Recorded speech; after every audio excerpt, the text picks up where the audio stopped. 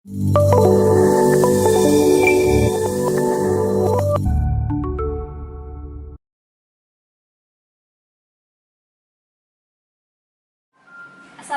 warahmatullahi wabarakatuh.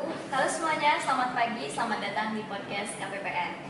Podcast KPPN adalah wadah edukasi masyarakat yang kedepannya akan mengundang beberapa bintang tamu untuk menjelaskan kepada masyarakat tentang banyak hal seperti seluk-beluk keuangan negara, penyaluran dana APBN, penyaluran dana desa, dan masih banyak hal lagi. Hari ini saya Adinda Elina, pegawai KPPN Kota Baru, kedatangan tamu spesial yang juga pegawai KPPN Kota Baru, Bapak Sulistyo Hadi. Hari ini kita akan berbincang-bincang mengenai banyak hal bersama secara santai aja ya, di podcast yang tayang perdana hari ini.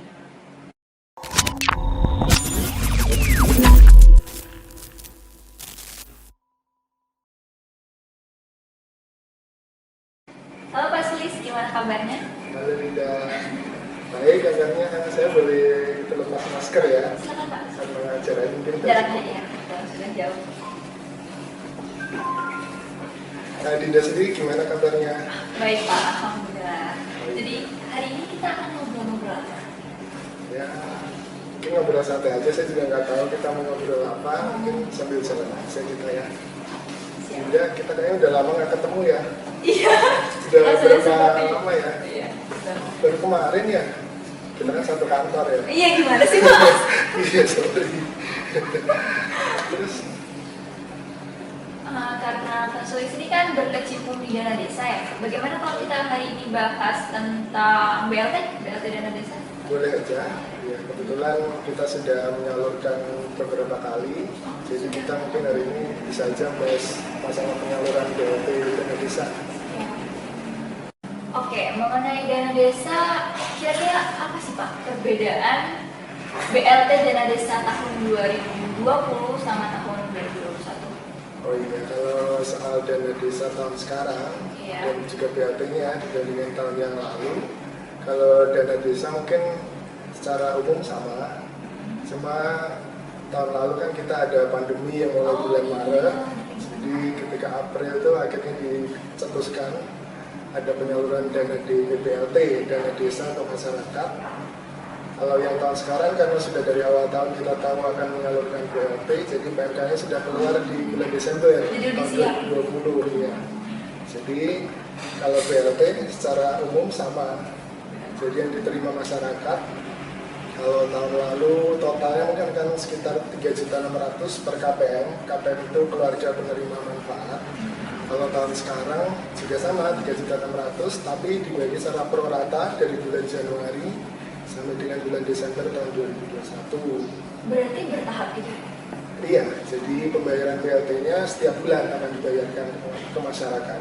3,6 bagi 12. Iya, jadi setiap bulan akan dapat 300.000. Kalau tahun lalu bedanya mulainya bulan April. Di bulan April, Mei, Juni, masyarakat akan terima sekitar 600.000. Bulan berikutnya baru 300.000, jadi totalnya sama 3 juta. Bedanya dari April tahun lalu, hari tahun ini Iya. dari bulannya. Karena kita pemerintah lebih siap lagi karena pandeminya baru dimulai bulan Maret tahun lalu. Pandemi ini memang cukup mengagetkan gitu ya, jadi Iya. semuanya serba mendadak. Lalu untuk BLT itu sendiri, kira-kira siapa sih Pak penerima manfaatnya? Maksudnya ada syarat-syarat atau kriteria tertentu nggak untuk dapat menerima BLT? Oke, jadi untuk kepada masyarakat ya, jadi BLT atau penerima BLT itu namanya KPM, keluarga penerima manfaat. Jadi yang menentukan itu dari kepala desa dan badan musyawarah desa. Jadi di awal sebelum disalurkan BLT, jadi nanti akan dipilih KPM itu. Jadi syarat KPM itu adalah keluarga miskin yang ada di desa bersangkutan. Itu pertama. Kemudian yang kedua, dia tidak menerima bansos tunai, PKH, dan bantuan sosial lainnya dari pemerintah. Jadi itu syaratnya. Gitu. Kalau boleh saya ringkas, berarti per KPM itu menerima 300.000 full tahun 2021 setiap bulan. Sedangkan sekarang sudah bulan Februari. Berarti penerima manfaat sudah menerima BLT di bulan Januari ya? Sudah. Lalu bagaimana ketika di tengah jalan tiba-tiba ada bansos lainnya dari pemerintah, seperti mungkin dari Kementerian Sosial atau kementerian lainnya, apakah masyarakat punya pilihan mengenai progres BLT yang mereka terima di awal bulan? Wah, luar biasa nih, Mbak Dinda mendalami sekali masalah dana desa ya. Benar itu, jadi banyak kasus seperti itu di masyarakat, khususnya masyarakat desa ya. Jadi masyarakat jadi punya pilihan. Jadi kita di sini mungkin ada menginformasikan, mengedukasi kepada masyarakat bahwa masyarakat akan menerima BLT 300.000 dengan total 3.600.000 nanti selama setahun. Jadi masyarakat bisa punya pilihan karena BLT dana desa ada peraturannya bahwa ketika dia menerima bantuan sosial lainnya tadi, dia BLT-nya tidak bisa dibayarkan. Iya. Jadi masyarakat bisa milih. Saya nanti dapatnya lebih besar mana ya, yang dana desa yang totalnya 3.600.000 atau mungkin dia akan dapat bantuan sosial dari Kementerian Sosial misalnya, dia bisa dapat 5 juta, dia bisa milih yang bansos itu aja, atau mungkin bantuan sosial dari Kementerian kecil dari dana desa, dia bisa milih BLT-nya aja. Jadi aturannya ketika ada bantuan sosial diterima masyarakat, mungkin baru diterima nanti di bulan April. Jadi kepala desa dan badan musyawarah desanya berhak untuk menghentikan penyaluran BLT kepada masyarakat tersebut. Jadi sudah gugur dia, tidak bisa menerima. Saya tidak tahu sih persyaratan dari bantuan sosial lainnya, apakah ketika sudah menerima BLT desa atau bantuan lainnya dia boleh menerima lagi. Tapi kalau secara peraturan di PMK 22 tahun 2020, jadi masyarakat penerima KPM dan lain ini tidak bisa menerima bantuan sosial lainnya ketika sudah menerima BLT. Oke, berarti ini tergantung dari berarti masyarakat mempunyai pilihan dan tergantung dari bansos syaratnya apa. Mungkin BLT juga dimaksudkan menjadi syarat menerima bansos. Tapi berarti masyarakat misal ada bansos di bulan Agustus sedangkan sudah menerima BLT selama 8 kali dan bansosnya lebih besar, boleh dong ambil bansos pada bulan Agustus? Kalau itu sudah berarti udah banyak menerima BLT. Iya, itu sudah nggak ada diatur khusus di PMK 22. Berarti boleh. Jadi peraturannya cuma di PMK itu BLT dana desa tidak boleh dibayarkan kepada masyarakat yang sudah menerima bantuan sosial dari pemerintah. Iya, yang penting peraturan seperti itu ya Pak. Pada akhirnya tergantung masyarakat. Iya. Oke, tadi kita udah tanya-tanya tentang perbedaan BLT dana desa tahun lalu dan tahun ini. Lalu kita sudah berbincang mengenai syarat-syarat penerima manfaat. Nah, sekarang kalau dari segi penyalurnya sendiri, bagaimana prosedur penyaluran BLT desa? Oh iya, itu bagus untuk diketahui masyarakat ya. Betul. Jadi untuk penyaluran dana desa dari pemerintah itu sebagai penyalurnya, ujung tombaknya di KPPN, jadi sebagai penyalur dari pemerintah pusat, KPPN menyalurkan pihak-pihak lain yang terlibat dalam BPKAD. Iya. Kalau di provinsi Bagerda, terus ada lagi DPMD, jadi DPM sama satu lagi mungkin kepala desa dan perangkat desa yang mengurusi administrasinya. Jadi urutannya nanti dari kepala desa menyampaikan usulan persyaratan untuk penyaluran dana desa termasuk di dalamnya BLT. Iya. Jadi kepala desa menyampaikan peraturan desa APBDes istilahnya. Di Perdes tahun 2021 pengaturan tentang desa itu sebagai syarat untuk penyaluran dana desa disampaikan kepada DPMD. DPMD yang mengadministrasikannya diinput di aplikasi Omspan. Omspan dan fisik dana desa. Jadi pemerintah pusat memfasilitasi penyaluran BLT dana desa dan dana desa dengan aplikasi Omspan yang dikelola oleh ujung tombaknya KPPN. Yang menjembatani Pemda dan KPPN aplikasi Omspan ini. Iya. Jadi semuanya sistemnya sudah online.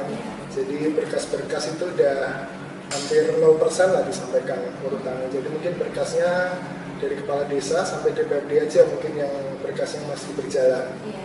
Jadi selain itu apa istilahnya itu yang paperless ya? Paperless ya. Betul. Jadi lebih canggih ya, lebih modern ya kita menggunakan online ini. Iya.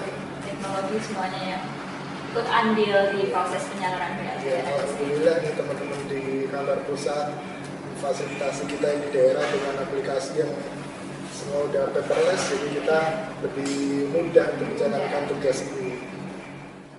Baik, tadi Bapak menyebutkan bahwa salah satu proses langkah untuk pencairan BLT dana desa itu yang pertama adalah kepala desa mengajukan usulan ke DPMD. Nah, kira-kira apa sih yang dilakukan teman-teman DPMD setelah menerima berkas dari kepala desa itu tadi? Karena kan teman-teman di sini juga mau tahu juga gitu prosesnya, transparansi gitu kan. Oh iya, jadi benar itu yang proses pertama itu dari desa dulu, menyampaikan berkas khususnya peraturan desa tahun 2021 kepada DPMD untuk permintaan penyaluran dana desa dan BLT desa. Jadi yang langkah pertama yang dilakukan DPMD adalah input pagu desa. Jadi per desa itu diinput masing-masing pagunya sesuai dengan perkada yang sudah diterbitkan. Perkada yang diterbitkan oleh bupati atau wali kota. Jadi setelah input pagu desa itu dilakukan input lagi input tentang BLT-nya. Jadi BLT yang akan dibayarkan di masing-masing desa. Jadi seperti mungkin kayak di Tanah Bumbu ada 144 desa, mungkin salah satunya ada desa yang mau salur BLT. Contohnya desa apa ya Ika ya? Tanete ada ya, Tanete ya. Oh iya. Jadi kayak desa Tanete mungkin dia sudah diputuskan di peraturan desanya akan menyalurkan kepada sekitar 10 KPM keluarga penerima manfaat. Jadi diinput di OSPAN bahwa di situ akan dilakukan penyaluran sebanyak 10 KPM.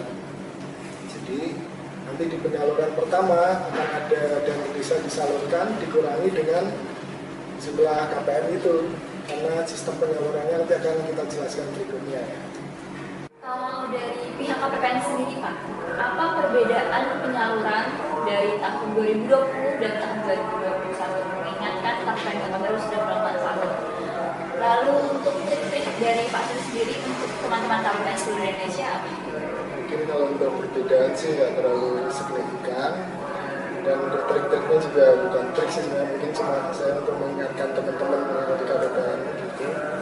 Jadi kalau soal perbedaannya kelihatan sekarang di Sakti terutama berbeda, sekarang sudah pakai OTP. Kemudian nanti pada saat validasi SPP, nanti setelah validasi SPP oleh PPK, nanti ada satu langkah lagi di tahun ini ada, yaitu masuk ke user operator kembali. Jadi ada input FA detail di sini. Iya. Setelah itu baru bisa generate ADK-nya oleh PPK. Generate ADK SPP di sini. Soal mungkin trik dan tipsnya itu mungkin soal pengawasan. Jadi kan sekarang sejak 2019 ke atas ya sudah UNSPAN udah otomatis, UNSPAN langsung connect ke Sakti sudah otomatis itu. Jadi soal pengawasan kayaknya kok nggak perlu, tapi menurut saya itu masih perlu. Jadi sejak 2018 saya sudah buat pengawasan kayak di Excel itu simpel aja. Minimal itu di jumlah desanya sudah terserap berapa persen, jumlah desa yang salur sudah berapa persen. Jadi kita tahu ini sudah tuntas semua disalurkan atau belum, apa masih ada yang belum disalurkan. Ini manual kalau Pak sendiri. Iya, selain di OSPAN yang sudah otomatis semua itu, kita tetap melakukan pengawasan manual sendiri. Jangan lengah gitu ya. Tapi saya sempat lengah itu di tahun 2019, karena udah Sakti semua udah otomatis. Kayaknya ini saya buat pengawasan kok nggak perlu gitu. Dari awal tahun 2019 saya masih buat sampai dengan bulan-bulan Juli, Juni, sampai Agustus itu masih buat. Ketika kesibukan di akhir tahun kan kayaknya makin banyak pekerjaan, pengawasannya jadi saya nggak input lagi di pengawasan itu. Dan kenyataannya pas kita lagi lengah itu ada kesalahan di OSPAN jadinya. Jadi nggak ada backup. Iya, jadi di KPPN akhirnya tidak terdeteksi, tapi sama teman-teman di kantor pusat mengetahui ada kesalahan di OSPAN, jadi kita sudah salur, baru diberitahu sama teman-teman di pusat. Ini karena OSPAN-nya ada kesalahan, ya namanya buatan manusia juga yang bisa salah. Terus kita menyalurkan kembali kekurangannya. Jadi menurut saya kayak pengawasan itu masih diperlukan. Yang bagus melakukan pengawasan manual. Mungkin di bisa dicontoh oleh KPPN lain untuk melakukan pengawasan secara manual dan sampai lengah dengan dengan aplikasi yang semuanya serba otomatis. Gitu. Ada lagi yang ingin disampaikan Pak Sulis? Sementara itu dulu dari saya. Oh gitu. Baik, itu tadi perbincangan kita hari ini teman-teman. Terima kasih Pak Sulis atas waktunya dan ilmunya. Ya, terima kasih juga saya sudah diundang ke sini. Terima kasih Mbak Dinda. Iya Pak, saya senang sekali nih ada Pak Sulis di sini. Semoga Pak Sulis tidak bosan untuk menjadi bintang tamu di podcast-podcast selanjutnya untuk menyampaikan lebih banyak ilmu ke teman-teman. Baik teman-teman, itu tadi yang akhiri perjumpaan kita hari ini. Semoga acara podcast hari ini bermanfaat bagi kita semua. Jangan lupa untuk terus menerapkan protokol kesehatan dimanapun, kapanpun. Semoga teman-teman sehat selalu. Sebelum saya mengakhiri acara, kritik dan saran apapun diterima, silakan disampaikan di kolom komentar. Dan jangan lupa sebelum meninggalkan YouTube ini, like dan subscribe channel ini. Sebelum mengakhiri perjumpaan kita hari ini, saya ada pantun buat teman-teman. 2, 3, 4, 5. Sampai jumpa di episode berikutnya. Terima kasih. Assalamualaikum. Dadah.